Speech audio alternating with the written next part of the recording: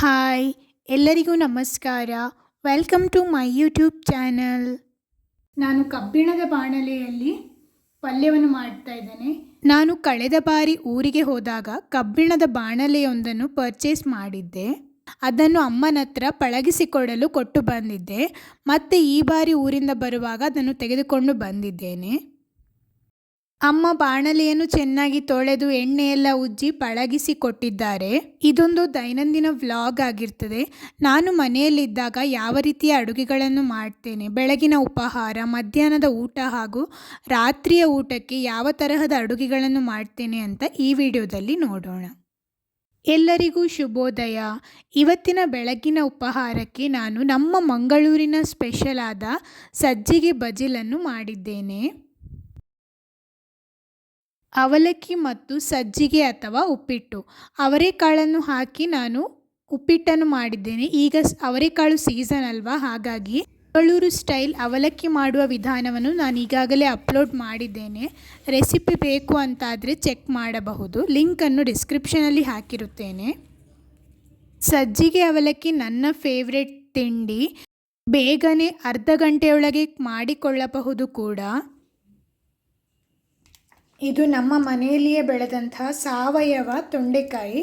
ಯಾವುದೇ ಫರ್ಟಿಲೈಸರನ್ನು ಹಾಕಲಿಲ್ಲ. ಇದನ್ನೀಗ ನೀರಲ್ಲಿ ಚೆನ್ನಾಗಿ ತೊಳೆದು ನಾನು ಪಲ್ಯ ಮಾಡ್ತಾ ಇದ್ದೇನೆ.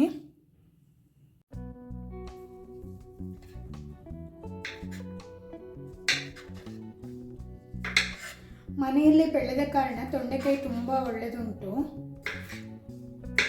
ಬೇಕಾದ ಆಕಾರದಲ್ಲಿ ಕಟ್ ಮಾಡಿಕೊಳ್ಳಬಹುದು. ನಾನು ಪಲ್ಯ ಮಾಡ್ತಾ ಇದ್ದೇನೆ. ವೃತ್ತಾಕಾರದಲ್ಲಿ ಕಟ್ ಮಾಡ್ತಾ ಇದ್ದೇನೆ.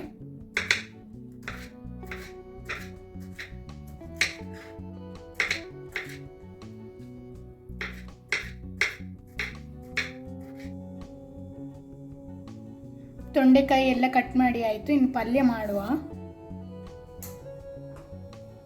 ಮೊದಲಿಗೆ ತೆಂಗಿನ ಎಣ್ಣೆ 1-2 ಟೇಬಲ್ ಸ್ಪೂನ್ ಆಗುವಷ್ಟು,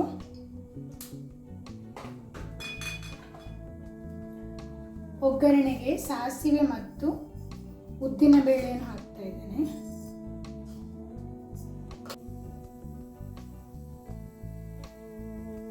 ನಾನು ಕಬ್ಬಿಣದ ಬಾಣಲೆಯಲ್ಲಿ ಪಲ್ಯವನ್ನು ಮಾಡ್ತಾ ಇದ್ದೇನೆ.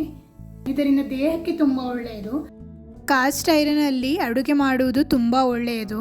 ಯಾರಿಗೆಲ್ಲ ಐರನ್ ಡೆಫಿಷಿಯನ್ಸಿ ಉಂಟು ಅಂಥವರಿಗಂತೂ ತುಂಬ ಒಳ್ಳೆಯದು. ಒಗ್ಗರಣೆ ಸಿಡಿದ ನಂತರ ನಾವು ಬೇವಿನ ಸೊಪ್ಪನ್ನು ಹಾಕ್ತೇವೆ. ಇನ್ನೀಗ ಕಟ್ ಮಾಡಿರುವ ತೊಂಡೆಕಾಯಿಯನ್ನೆಲ್ಲ ಇದಕ್ಕೆ ಹಾಕ್ತೇನೆ.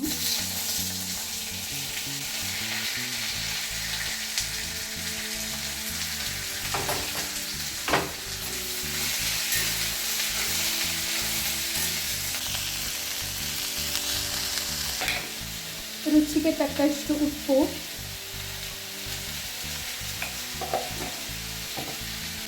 ಅರಿಶಿನ ಹುಡಿ,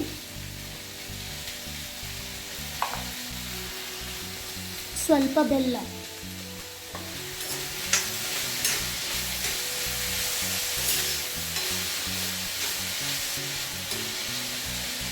ಚೆನ್ನಾಗಿ ಮಿಕ್ಸ್ ಮಾಡಿ ಇನ್ನೀಗ ಇದಕ್ಕೆ ನೀರು ಹಾಕುವ.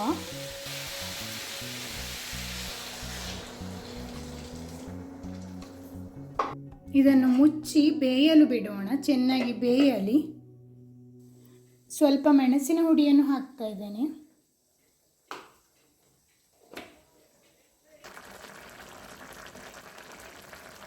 ಆವಾಗವಾಗ ಮುಚ್ಚಳವನ್ನು ತೆಗೆದು ಕೈಯಾಡಿಸುತ್ತೀರಿ.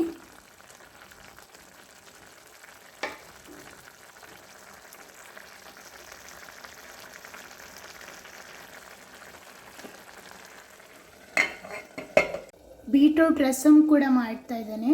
ಬೀಟ್ರೂಟನ್ನು ಕುಕ್ಕರಲ್ಲಿ ಬೇಯಲು ಇಟ್ಟಿದ್ದೇನೆ. ಸಾಧಾರಣ ಬೆಂದಿದೆ. ಇನ್ನಿದಕ್ಕೆ ಮೇಲಿಂದ ಸ್ವಲ್ಪ ತೆಂಗಿನ ತುರಿಯನ್ನು ಹಾಕಿದರೆ ತೊಂಡೆಕಾಯಿ ಪಲ್ಯ ರೆಡಿ. ರುಚಿಯಾದ ತೊಂಡೆಕಾಯಿ ಪಲ್ಯ ರೆಡಿಯಾಗಿದೆ.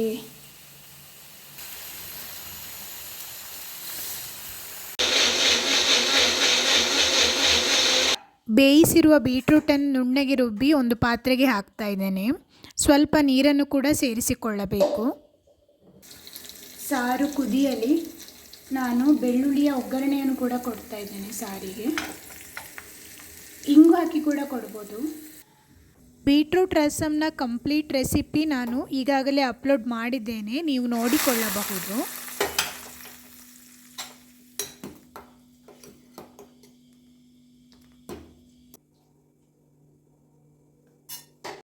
ನನಗೆ ಬೀಟ್ರೂಟ್ ರಸಮ್ ಅಂದರೆ ತುಂಬ ಇಷ್ಟ, ಹೆಲ್ತಿಗೆ ಕೂಡ ತುಂಬ ಒಳ್ಳೆಯದು. ನೀವು ಒಮ್ಮೆ ಟ್ರೈ ಮಾಡಿ ನೋಡಿ.